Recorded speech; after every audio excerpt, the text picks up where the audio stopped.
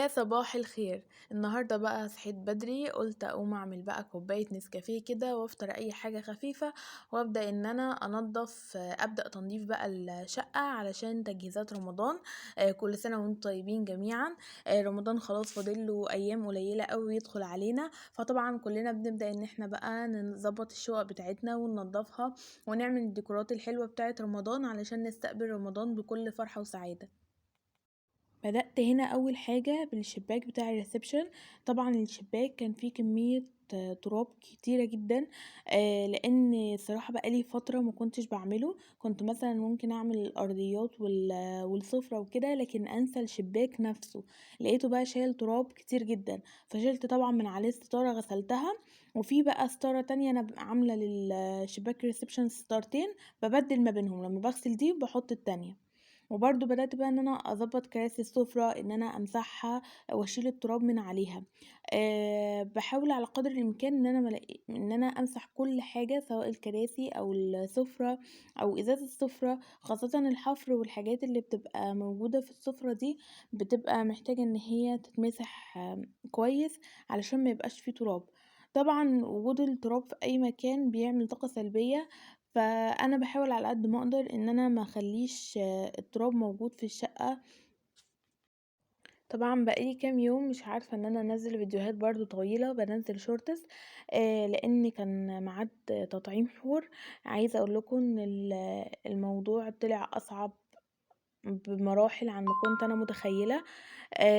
والمرة دي يعني انا جبت ستال وكل حاجة، بس هي فضلت سخنة 3 ايام ورا بعض. طبعا رحت بيها للدكتور، طلع ان هما ادوها الحقنة جامد جدا وفي مكان غلط. كان المفروض ان هو يكون تحت شوية، هي اديتها لها فوق قوي. فالموضوع كان صعب، وما زالت ان هي بتسخن، والسخونية بتروح وبتيجي. فادعوا لها بقى ان هي ان شاء الله تبقى كويسة والسخونية دي تروح خالص من عندها. وان شاء الله بقى انا هنزل لكم كل يوم باذن الله الفيديوهات ان شاء الله. انا عارفه ان ناس كتير بتقول يا ضحى انت كل شويه تقول لنا هنزل لكم كل يوم، مش بنزل كل يوم، لا ان شاء الله باذن الله كل يوم هتلاقوا فيديو جديد. طبعا بقى بدأنا في تحضيرات رمضان خلاص بقى.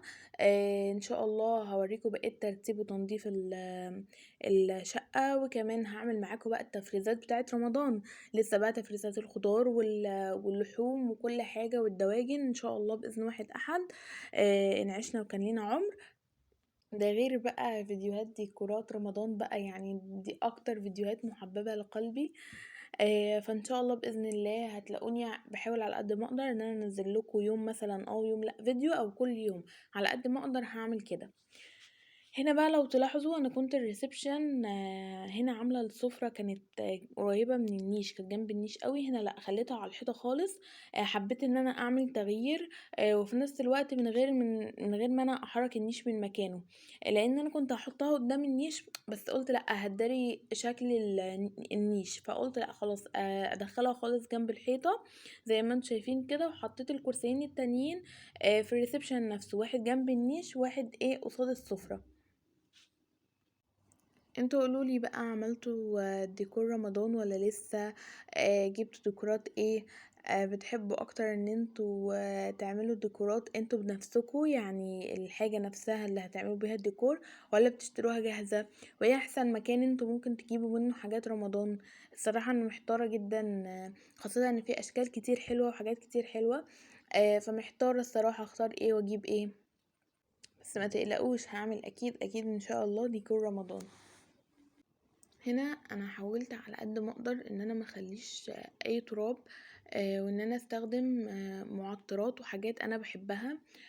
طبعا احسن حاجة علشان انتوا تحسوا بنظافة البيت وانت عايشوا، ان انتوا تكونوا بتستخدموا في الارضيات منظف انتوا بتحبوا ريحته، او ريحته بتحسسكوا بالانتعاش. انا عامة بستخدم كولوريكس اللي هو بالنعناع ده، بحس بريحة النظافة بجد. يعني مجرد ما انا بمسح بالشرشوبة انا بحس بريحة نظافة. ده غير طبعا اللمعة اللي بيديها للسيراميك، يعني هو بجد لمعته حلوة جدا. يعني انا جربت جنرال، لا ما عجبنيش. بجد كولوريكس احلى منه بكتير بالنسبه لي. طبعا دي اراء، كل واحد ليه رايه، بس انا لو هجيب كولوريكس جل او كولوريكس بتاع الارضيات، الاتنين بستخدمهم. هنا بقى دخلت على الانتريه وقلت بقى زي ما انا عملت تغيير بسيط في النيش والسفرة، لا هنا هعمل بقى تغيير جذري. قلت اغير خالص شكل الانتريه. حسيت ان انا خلاص زهقت من شكله الاولاني، حسيت بملل. انا كائن بيحب التغيير كتير جدا، لازم المكان حواليا اقعد اغير فيه واغير في الديكوريشن بتاعه. لاني بزهق لما بسيبه على حاجة واحدة، وبحس ان يعني بحس ان المكان فيه طاقة سلبية، بحس بخنقة كده، بحس نفسيتي تعبانة. فانا اول ما احس ان انا بدأت ان انا مخنوقة ونفسيتي مش قد كده، ببدأ بقى ان انا اغير ديكور اي حاجة حواليا. فطبعا قلت خلاص بقى بالمرة اغير الديكور، وابقى غيرت الريسبشن كله مع بعضه، الانتريه والسفرة والنيش. طبعا بسبب التطعيم انا كان بقالي كام يوم ما بعملش حاجة.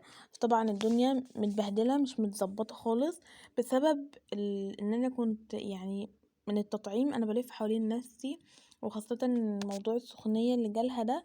فعشان كده دلوقتي بقى انا عندي مشكلة، ان اكتئاب ما بعد الولادة انا حاسة ان هو لسه معايا، حاسة ان هو لسه مستمر معايا، او ان هو بيروح وبيجي. وبجد مش عارفة اعمل ايه عشان اتخلص من حاجة زي كده. يا ريت اي حد يعني يفيدوني، كنتوا بتعملوا ايه؟ لان انا كل شوية ما بفوق نفسي ولا ما اكتئبش ومش عارفة ايه، برجع تاني برضو بحس ان انا مكتئبة مخنوقة. فكنتوا بتعملوا ايه يعني؟ الناس اللي ليها تجربة في الموضوع ده، عملتوا ايه عشان تقدروا تخرجوا نهائي من موضوع اكتئاب ما بعد الولادة ده؟ لان انا حاسه ان هو حتى بعد ما خلاص راح من عندي وقلت انا تمام بقيت كويسه، حاسه ان هو بدأ يرجع لي تاني. والمره دي حاساه اصعب من الاول. ومش حاسه ان انا مش عارفه اتخطاه، فبحاول ان انا اتخطاه. فانتوا قولولي على طرق اقدر اتخطى بيها اكتئاب ما بعد الولاده بجد، لاني محتاجه لكده. من بقى الأسباب المفرحة وفي نفس الوقت عاملة توتر شوية، ان انا الحمد لله نتيجتي طلعت. فانا دلوقتي لسه طبعا ما دفعتش المصاريف، كنت مشغولة طبعا في الولادة، وبعد الولادة بقى مشغولة بالبيبي وكده، وملحقتش ان انا ادفع المصاريف.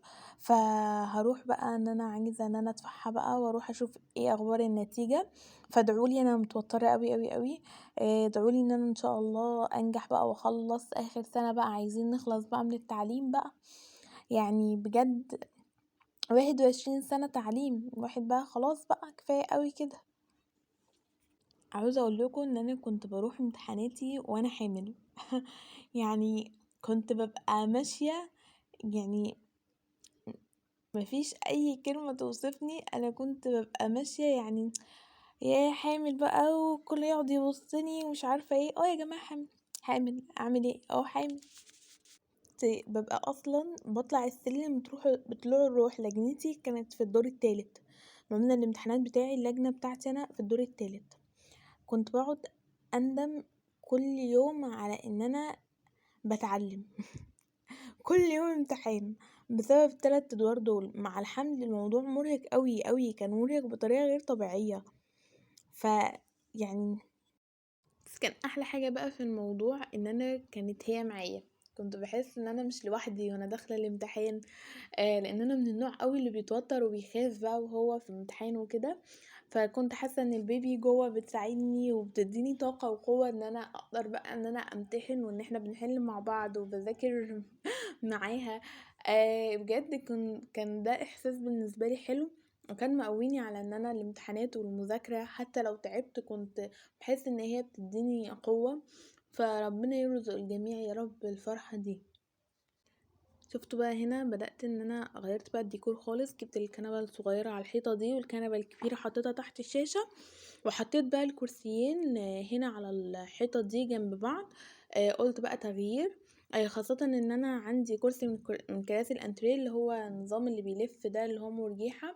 فانا كنت حابة ان هو يكون قدام الشاشة، بحيث اللي هو الكشمير ده، بحيث ان وانا بتفرج اتحرك بيه براحتي. فمن ساعة بقى فعلا لما حطيته هنا وانا عارفة ان انا اتفرج براحتي واتحرك بقى بيه. فمكانه هنا بالنسبة لي احسن بكتير عن مكانه الاول. واللي لسه بقى ما اشتركش في القناة ما ينساش ينزل يشترك في القناة ويفعل زر الجرس علشان يوصله كل فيديو جديد انا بعمله. وما تنسوش ان انا كل يوم بنزل فيديو شورتس، ما بفوتش يوم ما بنزلش فيه. غير كده بقى لو الفيديو ده عجبكم ما تنسوش تعملوا لايك للفيديو ده، ولو عاوزين تسألوا عن اي حاجة اكتبولي تحت في الكومنتات هرد عليكم.